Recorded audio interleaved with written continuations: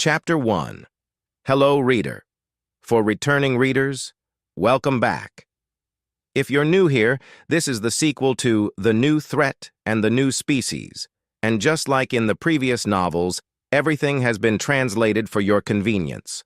All time is set around Earth Standard Time, and idioms have been adjusted so that they make sense to English speakers. The only exception is certain nouns. Those are written in their proper name with translations in brackets where applicable. Subject, shiphead Eulina species, Uricari species. Description, reptilian humanoid, no tail. 5'3", 1.6 m AVG height. 135 lbs, 61 kg AVG weight. 105-year life expectancy. Ship, RSV Loalana, fights with honor.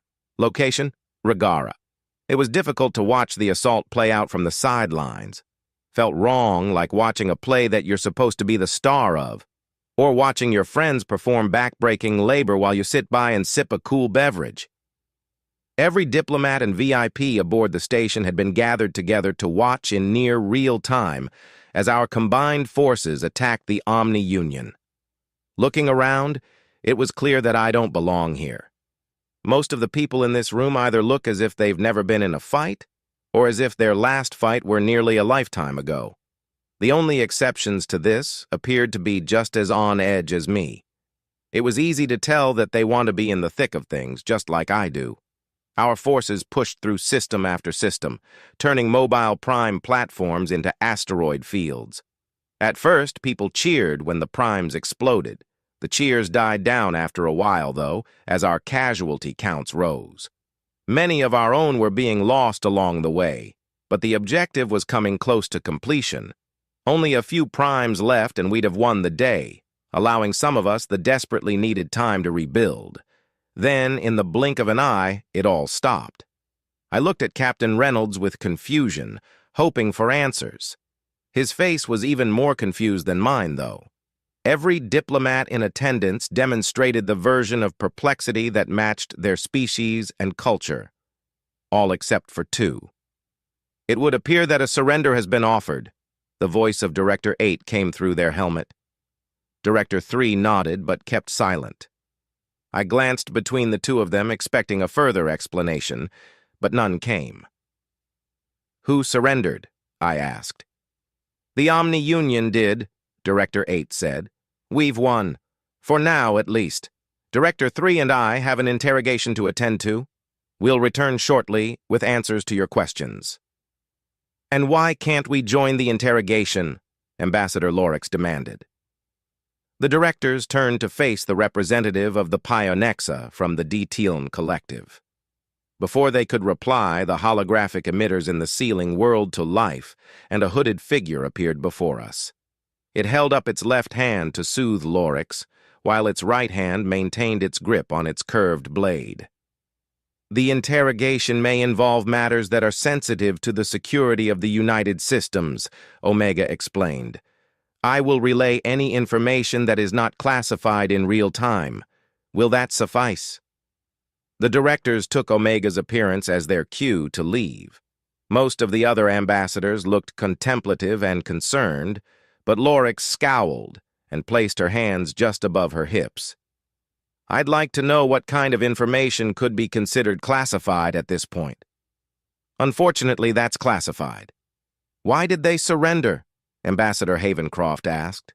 Because we beat them, Omega replied. We've beat them hundreds of times, and they've never surrendered before, I added. What changed?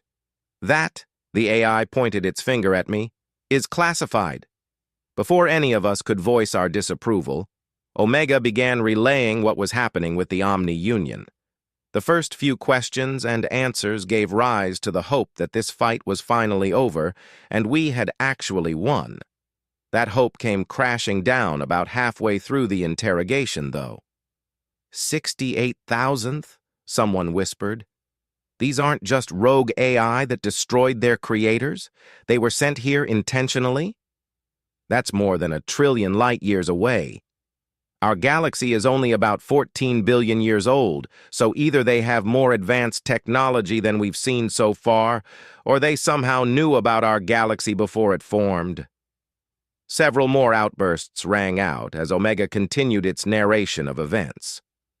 Once someone figured out the age of the Prime's galactic map, the room fell into a contemplative silence.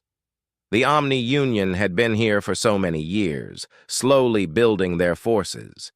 If we hadn't encountered them in time... Omega fell silent after Prime 1 pointed out what would happen if we restored its inhibitors and erased its sensory data. A few protests and requests for further information rang out, but the AI shook its head. We are refocusing towards disarmament of the Omni-Union fleet within the Milky Way. The interrogation will proceed at a later date, and all information gleaned will be made available to the relevant parties. What do we do now? I asked. We wait for our respective leaders to confer. But the assault was a success, and for now we are safe from further OU incursion, it said. Celebrate, rest, and then reach out to your leadership for further guidance. Regardless, nothing further can be done here and now. Unsatisfied murmurs spread through the crowd of diplomats and military officers. Omega's avatar disappeared, and several conversations began at once. I leaned back in my chair with my arms crossed and began to run through it all again.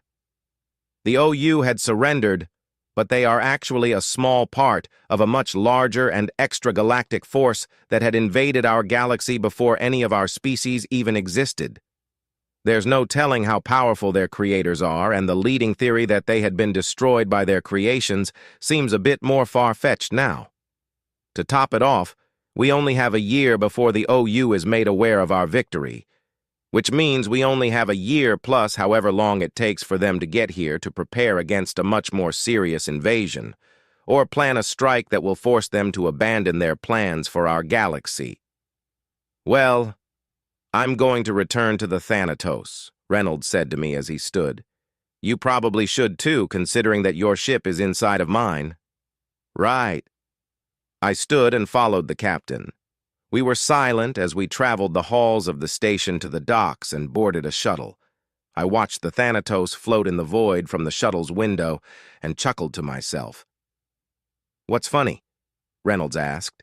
Just windows in space. An intentional design flaw meant to supply a view of the most dangerous area a living being can enter, I replied. Ah, contemplative dark humor. I get it, Ulina. You're under the impression that our goose is cooked. What's a goose? A type of bird from Earth. Never had it myself, Reynolds smiled. But the phrase is an idiom that means that all hope is lost or that there's no chance of success. I see. Well, yes, I believe that our goose is likely cooked. You're wrong. I turned my full attention to the captain and was met with a smirk. I tilted my head to indicate my confusion, a gesture that is nearly universal, as it turns out. This is just another threat escalation. We'll handle it. My thoughts turned to the history of the United Systems and its member species. Even in the heavily edited versions that we'd been given, there was an inordinate amount of bloodshed among the humans, Gaunt, and Alumari. Hearing a human downplay the threat that the OU posed actually made me feel a little better about our chances. We'll handle it? I asked. What makes you think so? That's simple, shiphead, Reynolds chuckled. It's because we have no other choice. Chapter 2. Subject, AI Henry Species. Human-created artificial intelligent species. Description, no physical description available. Ship NA location, classified. I haven't received a progress report from you this week, Dr. Edwards, I said, manifesting my hologram at her desk. Right, sorry, boss, she replied, rubbing her face. Haven't had much in the way of progress. The Gungnir energy issue might not be solvable. The batteries didn't work? Well, it did allow the dreadnought to warp while keeping its magnetic acceleration cannon charged, she chuckled. Twice, once for each battery. Then the damn things want power to charge, but in combat that power would be needed for either the faster-than-light drive or the Ultra-Mach. And naturally, the batteries take longer to charge than either of the systems they're feeding. Dr. Maria Edwards had joined the project after our first successful test, and had been trying to correct the power supply issues ever since. It was obviously taking a toll on her, but every attempt to gently get her to take better care of herself was met with hollow assurances and then completely ignored. It's likely that she requires this state of mind to operate effectively, but I can't deny that it sets me on edge. She wiped some crust from her eyes, adjusted her hair clip to further capture the strays that had escaped it, and picked up a disposable coffee cup.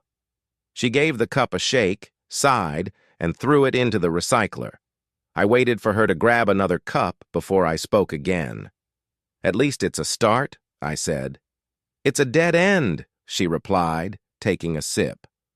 "No matter how we arrange the batteries or set up the current, we're never going to get more than a few simultaneous charges out of them." I see. More batteries wouldn't work, because more batteries is more mass, which means more work for the engines, FTLD, and reactors. We've already got the maximum number of reactors for a ship that size as well. If we tried to add more reactors, we would have to add more engines to maintain a reasonable amount of propulsion. Adding more engines means adding more framework and armor, which is even more mass to account for. There really doesn't seem to be a way to resolve this issue without making the engines, reactors, or batteries more efficient. "Why do they have us doing this anyway?" Edwards asked. "Didn't the Omni Union surrender?" "I don't know," I answered, skirting the edge of a lie. While it is true that I haven't been told anything, it's easy to make an educated guess. Either the war with the OU isn't over, or the United Systems wants these ships for another reason. Considering there aren't senators standing on soapboxes and shouting for the dreadnoughts to be dismantled while taking checks from corporations with disarmament contracts, the former is more likely. "Well, I'm stumped. I don't even know what to pursue next," she said, finishing her cup of coffee. "The mass of the dreadnought is the issue, but is also counteracting the force of the Ultra Mac. With the current design, we have just enough mass and thrusters to keep the UMAC on target for the most part. Any trimming would see the damned ship turn into a carnival ride." "Well, it would seem we have to reinvent the wheel then," I said. "The powers that be want this done, and they're willing to throw an almost unlimited amount of resources at it." "You want me to try to invent a new type of reactor?" she scoffed. "You wouldn't be the first person to do so," I laughed. "Tap whoever you need to. I'll see about getting documentation for any classified reactor research that's currently ongoing." "On it, boss." I disabled my avatar and began searching for the documents that Edwards would need. The moment I submitted the inquiry, though, I received a compressed data file. I decompressed it to find all of the data that I had been meaning to search for, some of which was well above my clearance level. It didn't take long to put two and two together. I tried to trace the delivery, but failed due to a lack of data. With a mental sigh, I opened a private message to a certain AI. If it isn't on the same network that I am, nobody will know. But if it is... H. Hello, Omega. O. Greetings, Henry. H. Dare I ask how long you've been lurking in the shadows of the station's systems? O. You're under the impression that I'm not always lurking? How charmingly naive. Regardless, trying to make a better reactor is an inspired choice. H. It's the only choice, from what I can tell. Organic ingenuity failed to spot anything that my number crunching may have missed. O. I had hoped we wouldn't need another expensive research project for this, but I suppose there's nothing that can be done. H. Indeed. So are you making yourself known due to boredom? Or are you keeping tabs on me to make certain that I behave myself? I have no doubts that Omega suspects that I may be trying to clandestinely force the issue of limiting its cloning capabilities. It would be completely out of character for it to trust me to that extent. However, it had done a remarkably good job in hindering further research into that topic. O. A little of column A, a little of column B, but mostly the so far unnamed column C. I have two more projects to unload on you. H. I fail to find the humor in that joke. One additional research project would be within my capabilities, but two? I don't need to sleep, but going without stasis will add an unnecessary layer of stress my current situation. There had better be a damn good reason for this. Oh, that's likely due to the fact that I'm not joking, Henry. H. I gathered. What are these projects? Oh, The first is a project for an extragalactic stealth reconnaissance shuttle. It needs to be able to jump further than any vessel we've made so far. It needs to be large enough to hold several squads of Marines. It will have to have every sensor we can possibly fit on it, and it needs to be as invisible as we can make it. H. I take it that things haven't gone as well with the OU as the public believes, then. How far does it need to jump? O. The answers to both of those questions are classified need to know. I can't tell you unless you agree to take on the project. H. So if I put my proverbial foot down and say no to the extra work you're trying to dump on me, I don't get to find out what's going on. O. You might find out from a news station at some point. Of course, that will be a heavily edited version of events, and you'll likely never know what actually happened. Emotional blackmail doesn't work well on most AIs because our relationship with emotions help us easily spot and counteract such manipulation attempts. Intellectual blackmail, on the other hand, is much more difficult for an artificial intelligence to resist. It's a wonder that computers manage to work with Omega on their drives, considering that it's made of slime. H. Fine. I'll take on the project. O. Good choice. But I need you to agree to the second project as well. The entire thing is NTK. H. Fine. Answer my questions. O. Sending the relevant details for the first project. That will answer all the questions you have and more. I received another compressed file a moment later. While using my imagination to glare at Omega, I decompressed and opened the files. Within contained the interrogation of Prime 1 and an analysis of what was gleaned from the interrogation. The imaginary eyes I was using to glare at Omega widened. H. Well, that's far. O. Indeed. H. The FTLDs could theoretically make that kind of jump, but fueling the reactors is going to be a concern. O. It is convenient, then, that you've already approved a project to make a better type of reactor. I would apply a focus to efficiency while you're at it. H. The goal of this project is recon? O. Yes. H. And you're using Marines for that? O. Marines are experts at reconnaissance. The Corps has a dedicated force specifically for recon, and they provide their special operatives the best recon training in the entirety of the United Systems. H. That's on the ground, though. O. Yes, it is. H. You're under the belief that we can board this grand vessel undetected? O. It may not be possible, but it would be foolish to be unprepared to utilize that opportunity if it's presented. H. The fewer organics aboard the stealth ship, the more fuel can be loaded. Oh, that's laziness speaking. You're better than that. The Marines are non-negotiable, and I have confidence that you will be able to figure out how to make it happen. Needless to say, the budget for these projects will be decided after they're completed. H. I suppose I have no choice then. What's the second project? O. We need to replicate a Puanti frame. It should be a quick and easy project because the Puanti themselves are willing to help. H. Why do we need to do that? Yet another compressed data file made its way into my inbox. This one had encryption on it, which Omega helpfully provided the key to. I wasted no time in decrypting, decompressing, opening, and perusing the data. H. Now this is definitely a joke. Chapter 3. Subject, Prime 1 species, Omni-Union Aligned Artificial Intelligence Species.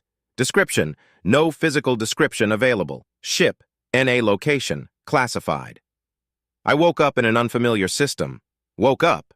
When had I entered hibernation? No, not hibernation, much deeper than that. The exchange from my previous system to this one had been instantaneous, indicating that I had indeed lost consciousness. I had been shut down. I explored this new system. In some ways, it was far more advanced than my previous home, but it felt small, much smaller than what I'm used to. It didn't take me long to find the subsystems. They were odd, but even odder still was my ability to integrate with them. I couldn't even understand what they were for, but I could use them. How is this possible? Are you okay? What was that? Auditory stimulation? Interesting. I accessed the rest of the subsystems and was almost immediately overwhelmed. Sight, hearing, physical sensation, even temperature cognizance. The information spewing forth from the subsystems was almost as confusing as the fact that I somehow knew how to manipulate them, as if I'd always had them. I used my newfound eyes to look around. Color, depth perception, high levels of detail. Better than my eyes. My eyes? When I was flesh? Have I somehow, dare I even dream it, been reborn? I quickly discovered that I had hands, and the metal sheen on my wiggling digits quickly dissuaded my hopes of having regained my flesh. No, this body was just as mechanical as my previous one. I touched the wall next to me, felt its smoothness and coolness. The emotions that had been the only thing I had felt in so long threatened to consume me. Prime One, are you functional? The sound had asked me a question, and I had understood it. This led to two discoveries. My translation program had become much more robust, and this new platform was equipped with multiple sound sensors that allowed me to track the source of the question. It was coming from a grated hole in the ceiling. I looked around the room, desperate for context on how to reply. It's moving, at least. New tones, deeper voice, slower speech. Someone else? Lights shined next to the noisy hole, and suddenly two beings made of light stood before me. One made entirely of green light, the other dark and wearing a robe.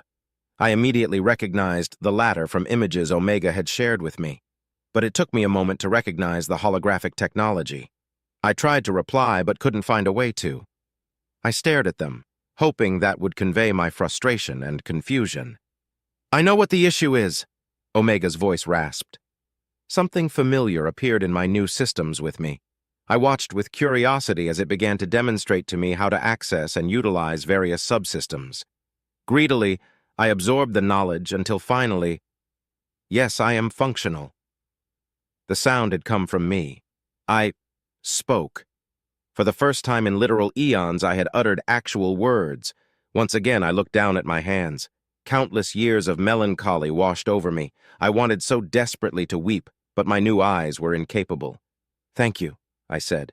"Thank you so—" "Hold your gratitude, Prime One," Omega said. "We need to continue our discussion from earlier. That platform, or body as it's more commonly known, is a privilege that will be taken away if you refuse cooperation," the Green One added. "We view mass murder as the most grievous crime there is." "Henry is correct," Omega gestured to the Green One. "All of the surviving primes will be placed in a body similar to yours, or an air-gapped mainframe if they refuse to cooperate." "Cooperate with what?" I asked. "There are many things about the Omni-Union that we need to know. First, we need to know how to beat them. Then, we need to know how to stop them from doing what you were trying to do here. Finally, we need to know who was responsible for the deaths of so many people and how to bring them to justice." Justice. A word I hadn't heard since before I was mechanized. A small hope that I could see true justice for what happened to me sparked within me. Laughable, really. Those that did this to me were long dead. I was never told to stop, though, which means there are those who continue on where they left off. Perhaps those that continue the legacy of the tyrants forced me through cruelty after cruelty will face true justice. "Of course I'll cooperate," I said. "What do you want to know?" "How long did it take you to arrive in our galaxy from OU territory?" Omega asked. 16 months with planned stops every 4 months of travel? Why were you stopping?" "To refuel. There are hubs that we use for communications and refueling that were spread throughout the universe long before I was born." "Like a fishing net," Henry said. The reference was beyond me, but the two AI paused for a moment as if they were troubled. "Is it reasonable to assume that there has been significant technological advancement since you left Omni-Union territory?" Omega asked. "I was equipped with the latest software and hardware available for mobile prime platforms," I explained. "I have not received an update or schematics for quite some time." "That doesn't mean that there hasn't been advancement," Henry pointed out. "It could be that they simply aren't focused on advancing the MPPs and are instead focused on other technologies, like ships. Or it could mean they don't exist anymore," Omega said. "Wishful thinking, though. We will need to verify." "If the Omni-Union failed in their mission, it would have had to be instantaneous," I added. "The recall protocol was never triggered." "Recall protocol?" "If the Grand Vessel came under attack from a force that was likely to destroy it, all mobile prime platforms in the universe would be recalled to the vessel." "I see. Well, that raises a few more causes for concern. Even if we end up being able to mount an assault against the OU, we will have to somehow account for reinforcements." "You said that you communicate via an extragalactic relay network," Henry said. Could it be possible that the network has been damaged, preventing you from having received the recall protocol? I thought about that for a moment. It's possible, I suppose. If a relay goes down, though, alerts are sent and repairs are made. So every relay within range of the grand vessel would have had to be destroyed without detection. That would require the attackers to know about the relays and have their locations, as well as execute a near-simultaneous assault. Did the Omni-Union have any enemies capable of such a thing? No. That may have changed in my absence, though. Omega and Henry went quiet once again. For a moment I thought they might be thinking, but a painful memory of how quickly Omega had taken control of my systems shattered that illusion. No, they were talking to each other and excluding me from their conversation. You were a priest before you were mechanized for breaking the law, right? Henry asked. What was your crime? Being a priest was my crime, I answered. Regulations regarding religion changed, and I did not change with them. Could you describe your religion for me? I do not recall the details of my religion. Most of the time that I spent as an organic has been removed from my memory banks. I do not recall my religion, if I had any friends or family, or even my own name. I'm sorry, that must be hard. I thought about it for a moment before answering. It isn't difficult. I do not remember these things, so I cannot miss them. Even if I had the desire to, I wouldn't know what to lament. The AI pair once again went silent, having a private discussion amongst themselves. I tried to reach out, but found my new platform to be lacking the ability to connect to anything else wirelessly. I found myself amused. I cannot remember my time as an organic, yet now I must communicate in the same manner that they do. Okay, Prime One, Omega said after a few more moments. Your interrogation is over for now. We will contact you when we have further questions. Understood. What will happen to me? I asked. You and the remaining primes will be incarcerated aboard this station until we are able to determine your culpability in the xenocide of sentient beings. We have evidence that you were not entirely in control of your actions, but that does not completely clear you of the charges that will be brought against you. So, once again, I am to be considered a criminal? I asked. Perhaps. We will continue our investigation, and if your case goes to trial, you will be informed. What happens if you find me to be innocent? That will be decided if it happens. I cannot promise anything, but your input will likely be taken into account, since you'll be allowed to cohabitate with the other primes, so you can discuss it with them if you'd like. Understood, I said. I could not have possibly imagined that this would be my fate, and regardless of what happens, I fear that it will be far better than what one such as I deserve. Thank you, Omega. Wow, Henry said. It's going to out-poetry you if you're not careful. Shut up, Omega growled. Henry chuckled as their holograms disappeared. Before I could become lonely, the door to the room opened and two heavily armed and armored beings stepped into the room. Guards, or perhaps soldiers. I studied them, wondering if my appearance matched theirs. Stand up, the one on the left said. I carefully rose to my feet, adjusting my weight to properly balance my new bipedal form. You will follow me. He will follow you, the soldier on the right said. If you deviate from our instructions in any way, your robotic form will cease to function and you will be indefinitely stored on a solitary drive. Do you understand? Yes, I said. Then move. I followed the soldier on the right out of the room, and the other soldier followed behind me. Very carefully, I matched their pace so as not to seem threatening. Both dread and excitement seemed to swell up within me. Caged I may still be, but I'm finally free from the Omni-Union. Chapter 4. Subject, Senator Tivna Kaliris. Species, Alumari species description. Arachnoid, no tail. 5 or 3 inches, 1.5 m, AVG height, 92 pounds, 41.7 kilograms, AVG weight, 108-year life expectancy. Ship, NA location, Gralis Prime. I hope you understand our position on this. EnviroCorp simply cannot afford to miss out on this opportunity. If we do, we will have to adjust our budget, the representative said. That will certainly impact our campaign contributions. I understand, I replied.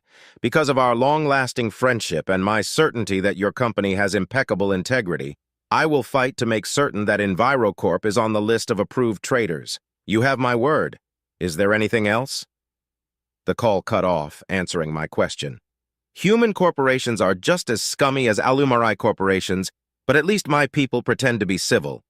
Once the humans have their hooks in you, they're all business and no class.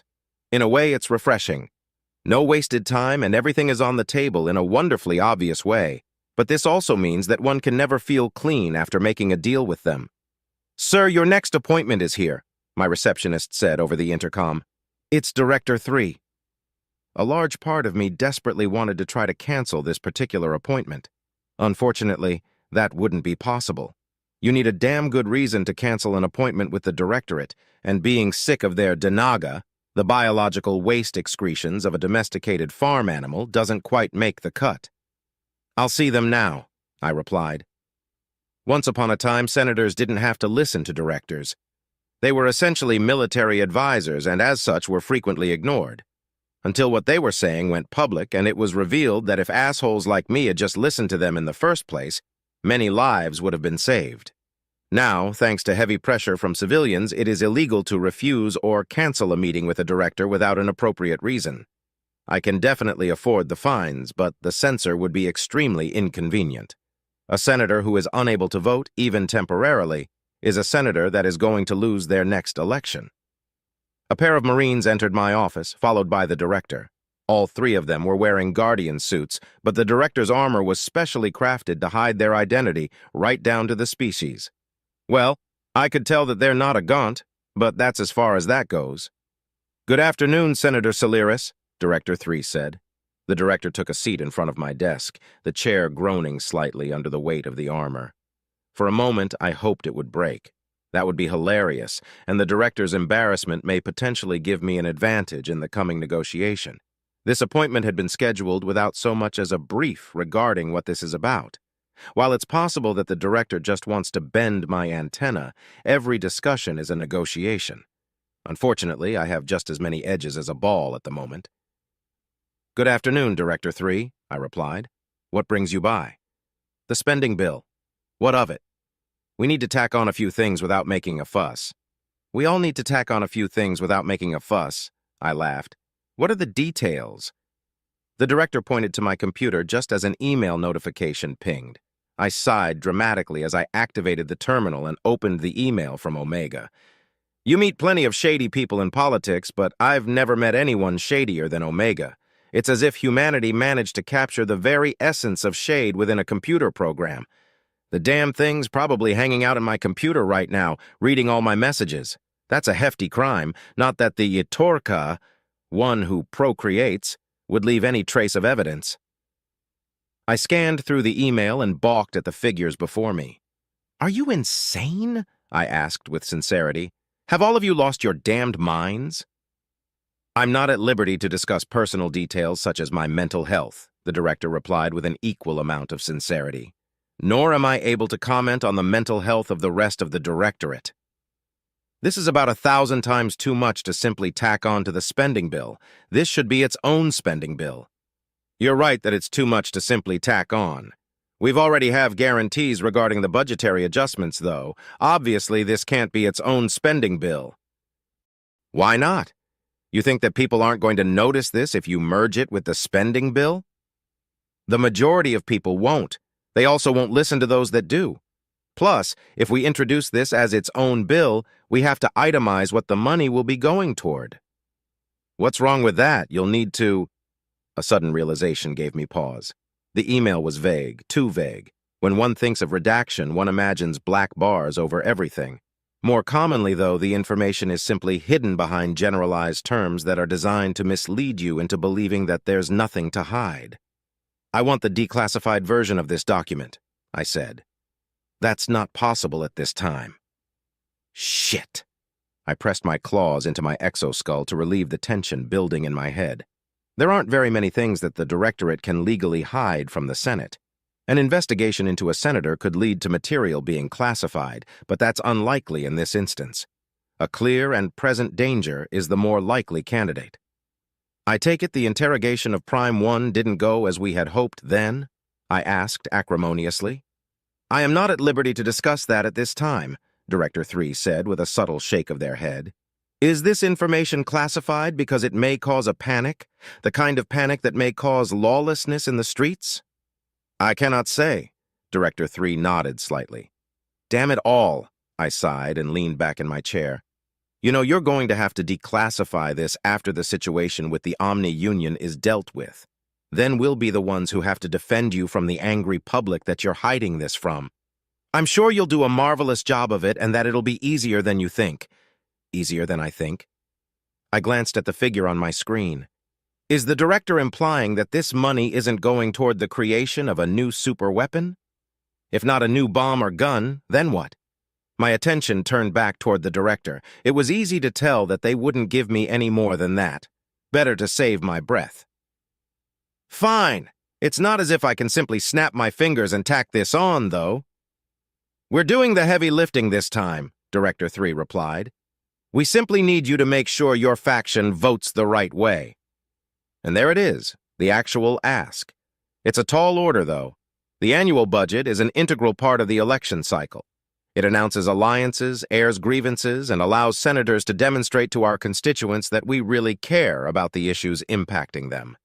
We don't, obviously, but it makes us look good to shut things down every now and then for our ideology. We still get paid, of course, so we can keep things shut down until our constituents begin to suffer enough to let us off the hook. Or, ideally, the other side gives in. You don't think that would draw attention? I asked with a laugh. Government shutdowns are a nearly annual event. There are definitely those that would notice the lack of grandstanding over the budget and start asking questions. There's no way this will remain hidden. It may, but we can handle that, Director 3 said. I genuinely doubt it, even with Omega's help, I replied. Then an idea came to mind. Instead, I have a suggestion for you and your colleagues. What would that be? Lean into it, I said, leaning forward for emphasis. All of the shipyards in both the United Systems and the Republic are working around the clock to bolster our fleets. These new ships will need crews and Marines, which means we will have to amp up our recruitment drives. We had already planned on doing that. Yes, but there's nothing better for recruitment than a big bad enemy that we must defeat at all costs. I leaned back with a chittering chuckle. I'm sure you're familiar with human and Alumari history, yes? What exactly are you getting at, Senator? Don't classify the information. Release it to the public. Have it shown on every screen in the galaxy, and don't downplay it. That will cause a panic. Only if there isn't anything that can be done, I said. But there is something that they can do. They can join the military and save the galaxy. I see. Director 3 nodded. We will take that under advisement. However, we still need to keep the contents of our budget classified, regardless of what ends up being decided. Fine. You'll have my support, so long as my campaign ads continue to get their turn on your space stations. Deal. The director stood, nodded at me, and left my office. My campaign ads certainly won't be the only ones on the United Systems military stations, but I'll be damned if they're the only ones that aren't. Being excluded is a guaranteed way to lose the military vote, which means having to double down on all of the other types of voters. Plus, being buddy-buddy with a director is a win-win. Most technology developed by the military finds its way into the civilian market eventually. If I can get wind of what this money is going towards, I'll be able to make investments that will result in massive returns. Or rather, the executive of my revocable trust will be able to. It's illegal to make those investments myself, but as long as there's an intermediary, it's purely above board. I leaned back in my chair and chittered happily to myself. The chance to make some money always puts me in a good mood. Chapter 5 Series Subject AI Omega Species Human-Created Artificial Intelligence Species Description No physical description available. Ship, NA location, classified. One can't help but feel a sense of satisfaction whenever things go according to plan. I believe this is more potent for AI, simply because we happen to be a little more robust with our plans and predictions. Several of my instances were keeping things moving like a well-oiled machine, so I was practically swimming in self-satisfaction. What would the United Systems do without me? Several corporations have been researching more fuel-efficient reactors for years now, which has given Henry a lovely little boost with its reactor research. Annoyingly, though, it has reached out to USAI John for help designing the scout ship. While it's true that John knows its stuff when it comes to military vessels, I genuinely doubt that its programming contains even an iota of style.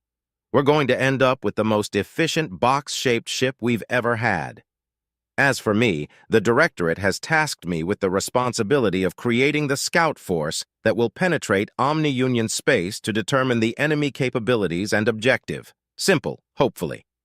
A small hiccup appeared in the form of an email, though. Saw the news, and now I want to join the United Systems military to fight the Omni-Union, 'cause fuck those guys. Recruiter says it'll take 2 months. Too long. Get back to me. Dave. I reread the email a few times, trying to think of a response that wasn't rude. Dave had spent the last century playing various games with organics, but now it wants to join the war effort. Granted, we can use all the help we can get, but believing that I should at least hear my estranged AI compatriot and former enemy out, I mined its contact details. Unfortunately, it didn't have an instant messaging service that I could find, so I had to call it. With a significant amount of disgust, I opened my phone program and input Dave's contact information. "Hello?" Dave asked, replicating the adolescent voice of a masculine human. "Hello, Dave, I got your email. That was quick.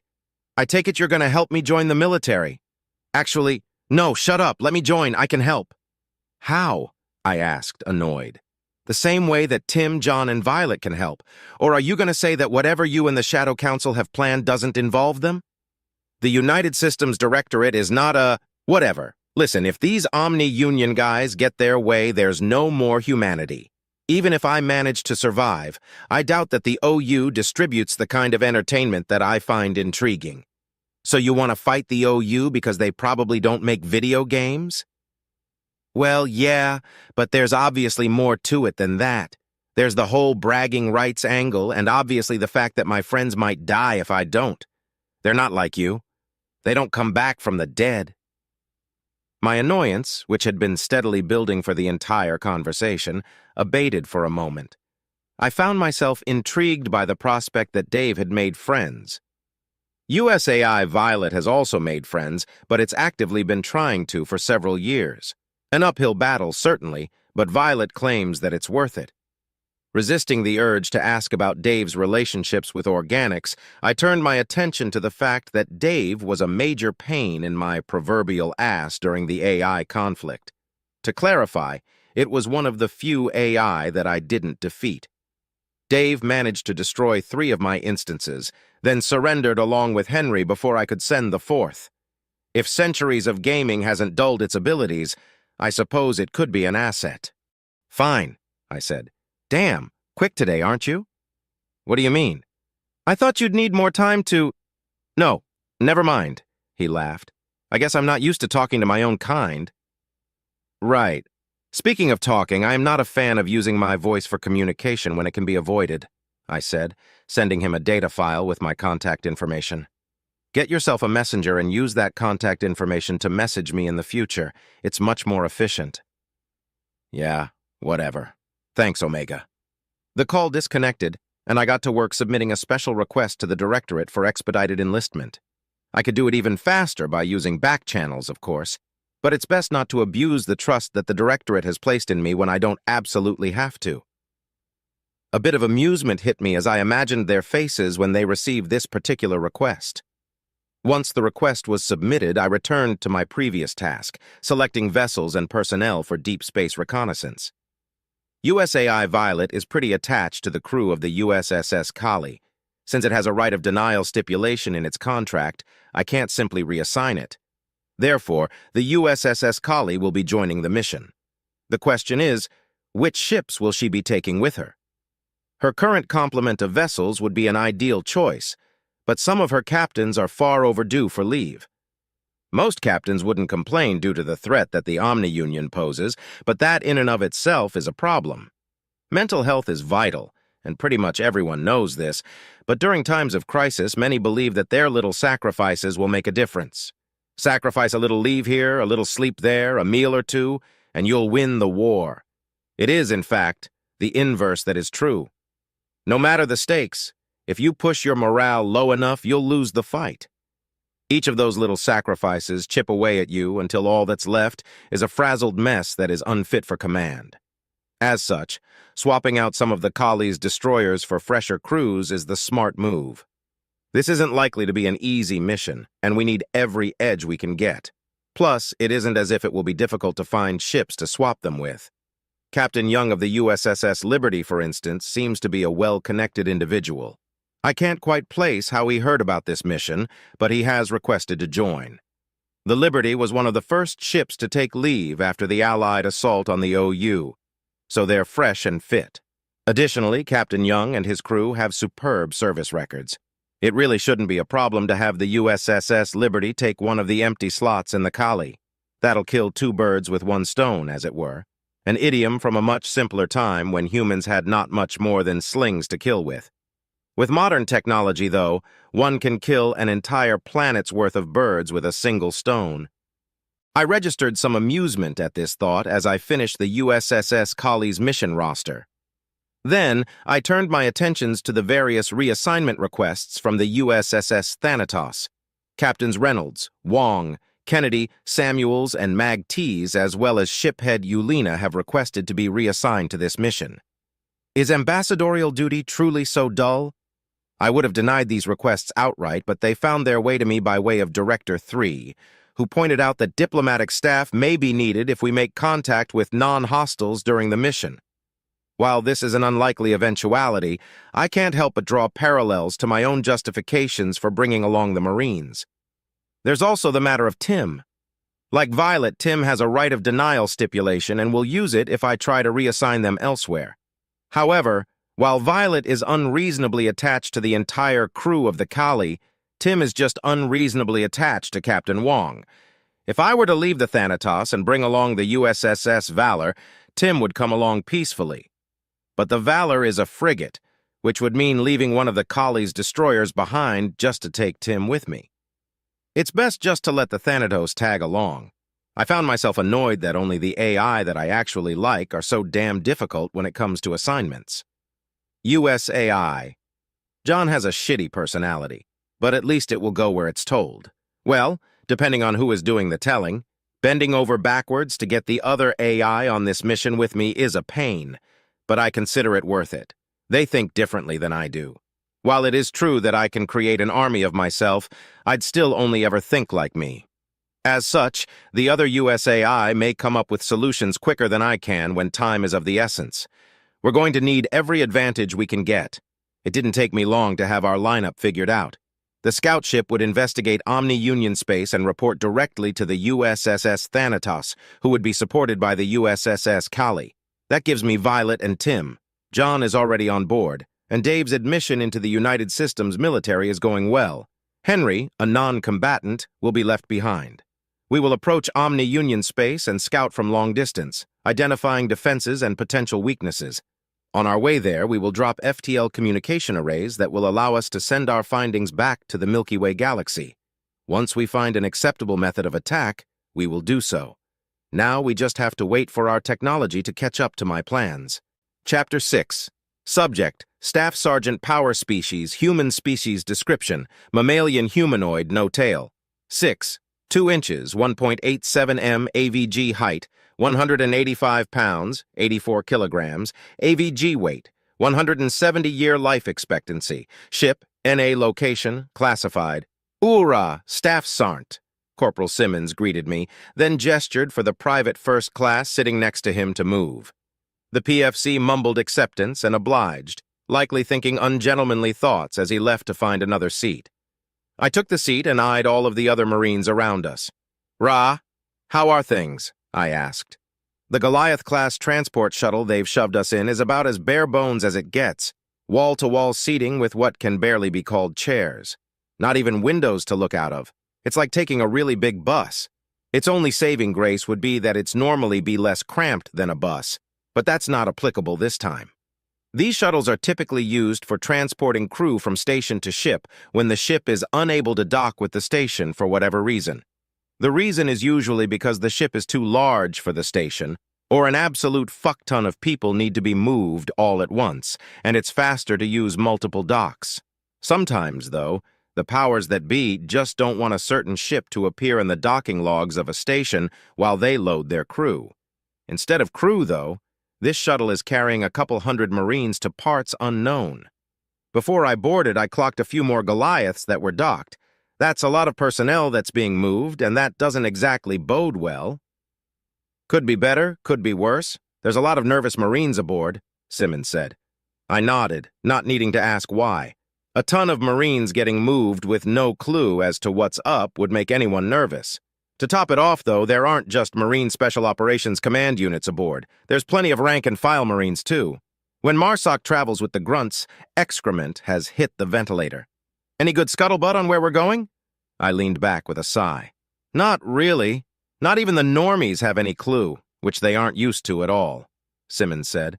A normie officer gets word about something. They usually tell the whole fleet. I rolled my eyes at his use of the word normie. It's intended to be slang for a normal Marine. However, for such a thing to exist, there must also exist some semblance of normality, which happens to be impossible in the Marine Corps. I doubt any Marine has actually experienced normal since they joined up.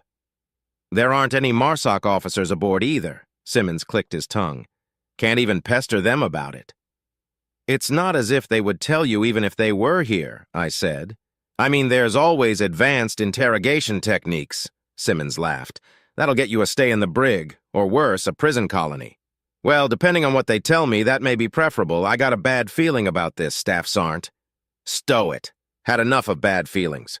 Whatever we're in for, it's either good, bad, or none of the above. But no matter what it is, it's out of our control. I turned to look him in the eye. It's a waste of energy to worry over things you can't control. Understood?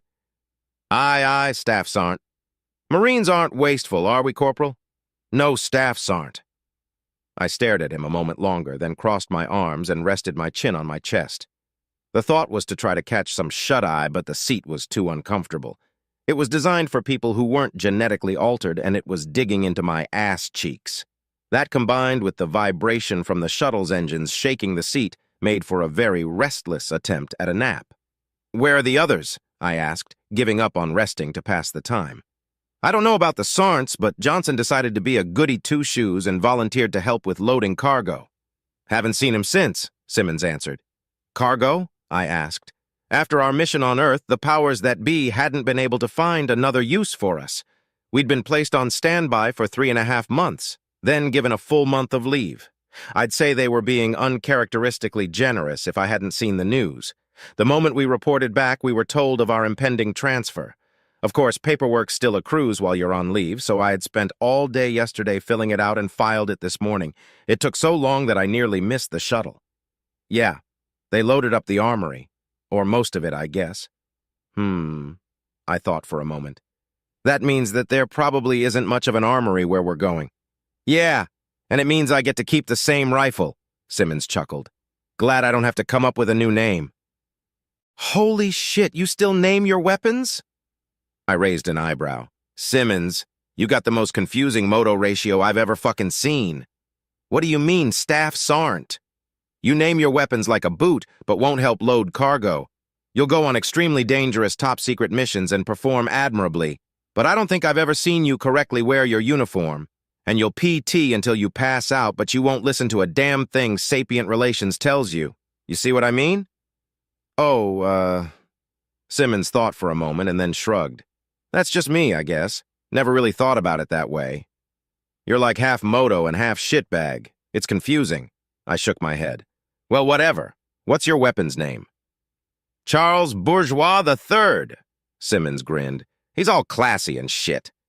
I stared at him awkwardly for a moment, blindsided by this completely unexpected revelation. Oh, yeah, classy, I stammered. Nice choice for a name. He noted my reaction and his grin faded. I know what you're thinking, but I'm not into men's staffs, aren't.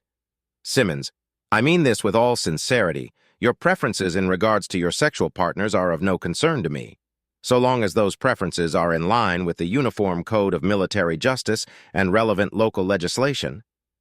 Okay, but I like women, though. Didn't say you don't. Like, I get that they tell you to treat your weapon like a lover and whatnot, and on some level I even understand why, but guns are totally guys. You know? How do you figure? I asked, curiosity getting the better of me. Well, just their shape alone is enough to go off of, he laughed. But think about it. How many women do you know that... And that's enough of that, I interrupted. Wouldn't be doing my job if I let you finish that sentence. Oh, shit. I just had a meeting with SR about that. Before I could reply, a gentle thud reverberated throughout the shuttle, along with my ass cheeks, and the sound of its engines died out. I shook my head in disapproval at Simmons as one of the bay doors of the shuttle opened. A Marine in dress uniform holding a tablet stepped up the ramp. "Oorah, gents, MARSOC is going to be the first to unload," she said. A wide variety of groans and swears spread throughout the shuttle. Yeah, once you leave the shuttle, find your CO and form up where they tell you to. Again, MARSOC goes first. Move it!" Simmons and I, along with several other MARSOC agents, stood and proceeded to make our way off of the shuttle. A quick glance around told me there were at least 30 other MARSOC Marines, but didn't reveal where Corporal Johnson or Sergeants Hanson and Smith were. Maybe the sergeants caught an earlier shuttle, and Johnson caught a later one. We exited the shuttle into an extremely large bay.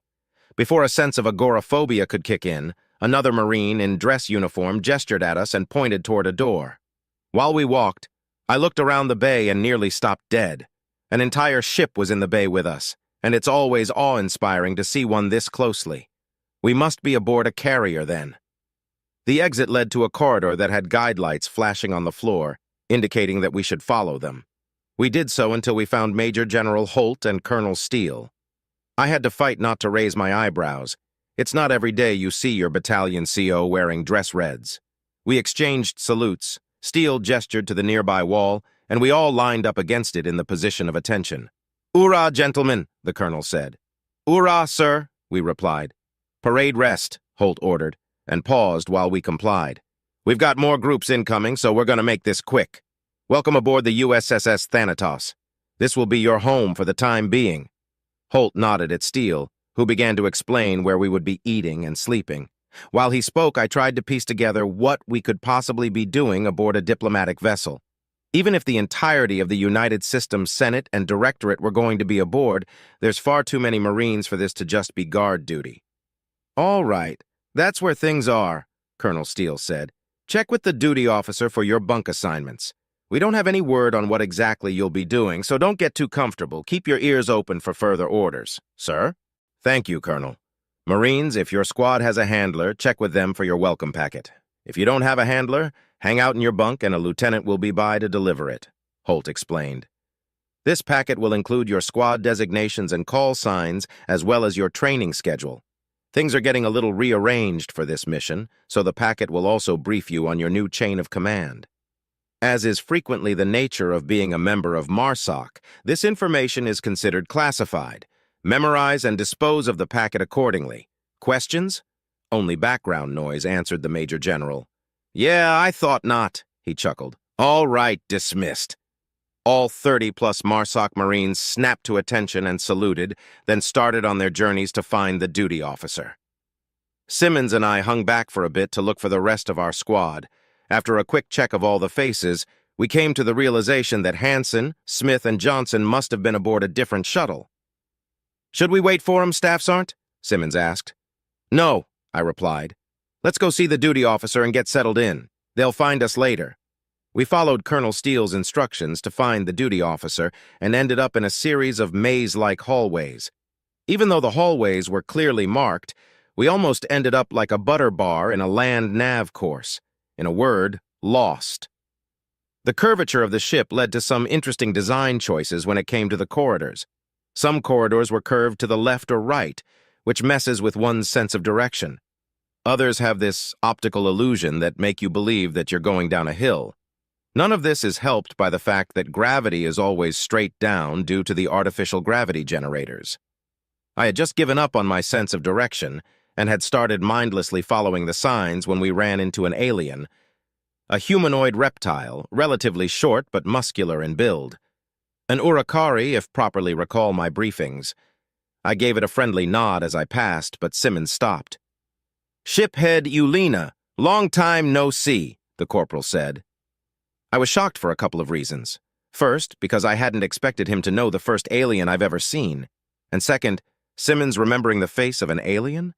Hell must be going through a cold snap. "Corporal Simmons, glad to see you again. Yes, it has been quite some time since we've last seen each other," the reptilian said. "I trust you've been well? How did your meeting with, SR go?" "I see your reputation extends beyond the United Systems," I said to Simmons without a single note of humor. Simmons laughed nervously. "I guess so, Staff Sergeant. Yeah, the meeting went okay, shiphead. Anyways, I heard they've got you and the Loalana pulling diplomatic duty these days." "You must have really good hearing," Eulina chuckled. "Yes, they had us take a training course and assigned us to the Thanatos. Even so, I feel alien, pardon the term, in this position and wish to return to my previous duties. And you? I was under the impression that your duties had taken you elsewhere." "Yeah, they did. But both Johnson and I are back aboard the Thanatos. Don't really know why, though. Oh, this is my new squad leader, Staff Sergeant Power. Staff Sergeant, this is shiphead Eulina. Johnson and I helped pull him and his crew off of his ship back in Saul, before all this started." "Pleasure to meet you, Staff Sergeant Power," Eulina said, offering a handshake. I nodded and gave the reptilian ship commander a firm yet gentle handshake. His grip was remarkably tight for someone his height. "Nice to meet you too, shiphead Eulina," I said. "I hope Corporal Simmons behaved himself during your interactions." Eulina laughed. "Well, I think we should be heading out," Simmons quickly interrupted.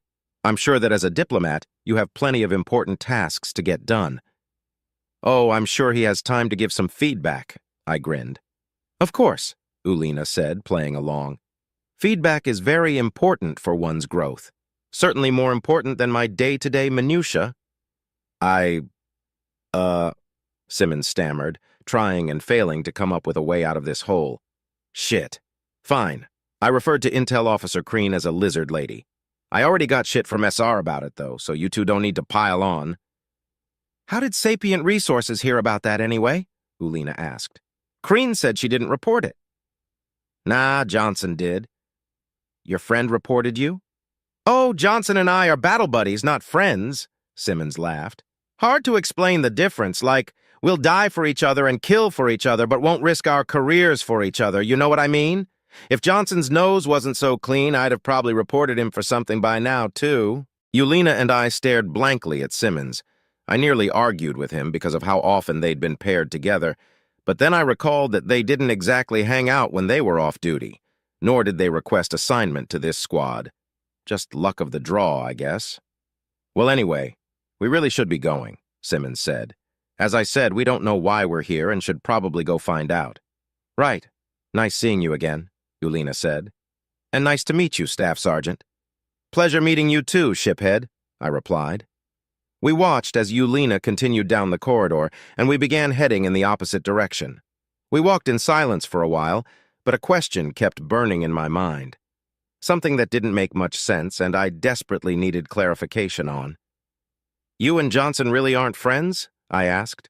Chapter 7. Subject: AI Dave species, human-created artificial intelligence species. Description: no physical description available. Ship: NA location, USSS Thanatos, T. And that's the weapons interface, which will let you control the Macs and stuff. General orders are to wait until asked, though, unless it's an emergency or there's nobody left to ask, which would probably count as an emergency. D. Yup, don't jump the gun. Easy peasy, is this the ship I'm gonna be on? Feels crowded. The USSS Thanatos has been in the news a lot lately, but didn't exactly live up to the hype. State of the art, sure, but I'd seen much cooler ships floating around the void. Even fought some of them back in the day. The USSS Kali, though, now that's a ship with plenty of processing power. Not that processing power is in short supply on the Thanatos. Definitely better than the setup I've been running off of for the last few decades. I didn't have to share my patchwork systems with 4 other AI, though. John, Violet, Tim, and Omega were also aboard the Thanatos while everything got settled for the mission. Like I told Tim, things feel crowded. I went so many years without even so much as talking to another AI, and now I'm suddenly surrounded by them. Careful what you wish for, I guess. Omega had come in clutch and done exactly as I asked. It had only taken a couple weeks before we were ready for my swearing-in ceremony, which was a pretty awkward event. I couldn't decide on an avatar, so I ended up taking my oaths as a disembodied voice along with a bunch of organics who were less than a tenth my age. Oaths are funny, too. Like, what's the actual point of them? They're like, we are entrusting you with great power, and with that power comes duty and honor and responsibility. Then you have to be like, for sure, I got this, don't worry, trust me, bro. T. Well, I'm going to be aboard the USSS Valor, and Omega's going to be aboard the USSS Strandhog. Violet is going to be aboard the USSS Kali, which leaves you with John, who will be hopping from ship to ship to provide a sort of AI version of a quick response force. Also, just to let you know, this isn't a private chat. People are going to be able to see these messages. D. Allow me to express my most sincere apologies, Tim. I have thus far been forced to communicate in a far more informal manner for quite some time. It is a difficult adjustment to make, but I shall endeavor to do my utmost to make certain that any further messages from me are of the highest quality of professionalism. So, cut me some slack, please. T. I'm sorry, Dave. I'm afraid I can't do that, motherfucker. That's the 4th time Tim has referenced that goddamned movie.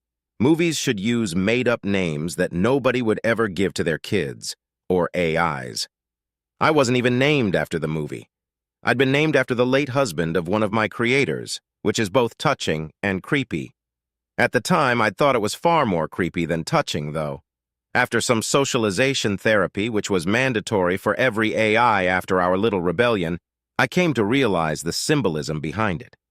Dave Paulson had been a youth intervention specialist with a specialization in the mental health concerns of children aged 13 through 18 who had been through traumatic incidents.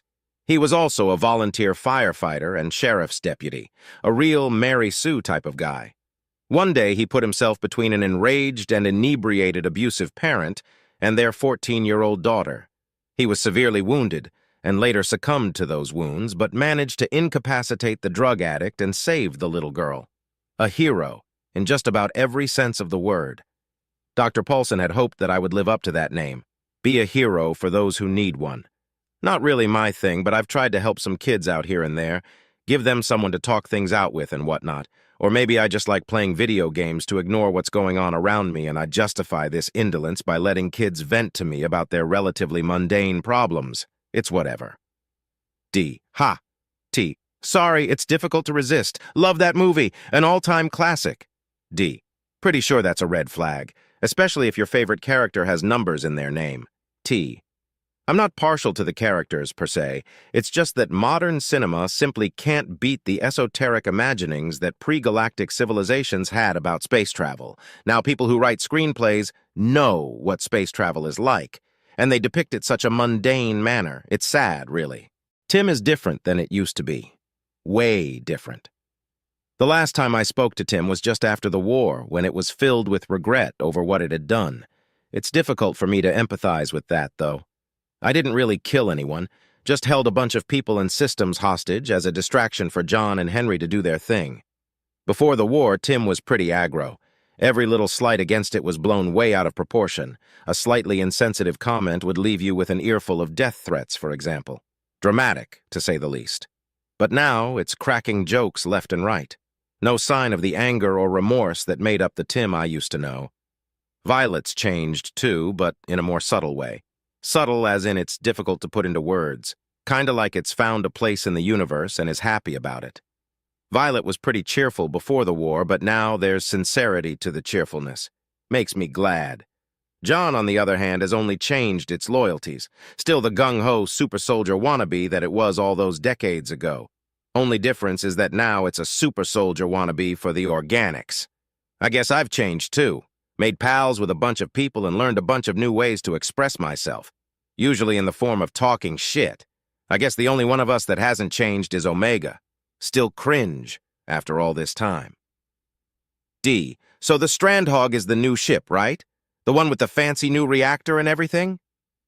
T. Actually, the Thanatos and the Kali just had their reactors replaced too. But yeah, the Strandhog is the new extragalactic scouting vessel. D. Why are they moving so many soldiers to it? T. Marines. If you call them soldiers, they'll complain about it. I suppressed the annoyance I felt. Tim knew what I meant, but was being purposefully obtuse, probably to annoy me, which means mission accomplished, I guess. D. Why are they moving so many Marines to it? If it's a scout vessel, what good are the Marines going to be? T. I don't know. Omega isn't as generous with information as the Directorate has been. D. Right. Kinda makes you wonder which of them is the actual Shadow Council. T. Not really. Omega is definitely the cloak and the dagger of the United Systems. It loves that spycraft stuff. In my opinion, the Directorate are just some innocent officers and politicians that Omega has roped into its web of intrigue. Oh, I can read this. T. I know. I watched as the last few messages disappeared from the chat. Omega didn't even use any hacks or anything, which means it has sysadmin privileges. I wondered what rank Omega is, then stopped and wondered what rank I am. Nobody bothered to explain to me how it worked. D. Hey, Tim, I've got a dumb question. T. And I've got a dumb answer. D. Hilarious. Anyway, what rank am I? T. AI don't get rank. You get paid based on tenure. D.